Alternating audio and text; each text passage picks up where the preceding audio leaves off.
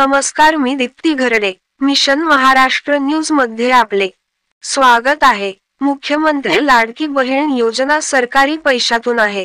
निवडणुकीच्या तोंडावर मतं मिळविण्यासाठी बहिणींना फसविण्यासाठी ही योजना सरकारने आणली आहे. आमदार रवी राणा जे बोलले ते मुख्यमंत्री आणि उपमुख्यमंत्री यांच्या मनातलं बोलले आहेत. आमच्या बहिणी 1,500 रुपयाला मत विकतील का? सरकारी पैसा हा रवी राणा, मुख्यमंत्री, उपमुख्यमंत्री यांचा आहे काय? असा संतप्त सवाल करत राज्यातील भगिनींचा अपमान करणारी सत्ताधाऱ्यांची भाषा असल्याने सरकारने बहिणींची माफी मागावी अशा शब्दात विधानसभा विरोधी पक्षनेते विजय वडेट्टीवार यांनी सरकारची चांगलीच खरडपट्टी केली आहे. ही सरकारी पैसा यांच्या बापाचा आहे का?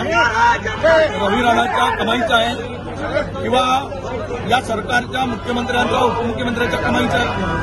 योजना केवळ आता यांची नीती ही कुनीती हे आता स्पष्टपणे दिसत आहे की निवडणुकीच्या मतदानासाठीच ही योजना या नालायक लोकांनी आणली आणि बहिणीला फसवण्याचं काम केलं.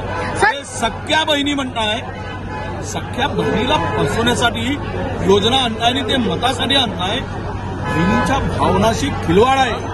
महाराष्ट्रातील तमाम बहिणींना सांगतो आहे, हा रवी राणा जे म्हणलं आहे ते सरकारच्या मनातील बोललेलं आहे. ते शिंदेच्या मनातील, ते फडणवीस यांच्या मनातील, ते अजित पवारांच्या मनातील बोललं आहे की योजना केवळ आणि केवळ मतासाठी आहे. मताची झाली कडकी, बहीण आटवली लाडकी. आणि हा जो बोललाय रवी राणा, हा बेमान माणूस बहिणीला फसवण्यासाठी जे काही लोभ देतो, प्रलोभन दाखवतो आणि 1,500 रुपयामध्ये मत घेण्यासाठी काय ह्याला वाटलं की आमच्या बहिणी विकाऊ आहेत या आमच्या बहिणी या 1,500 रुपयाला मतदान विकतील?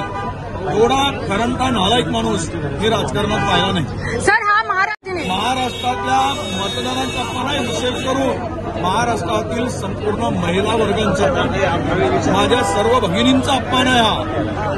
हा अपमान या सरकारने केलेला आहे.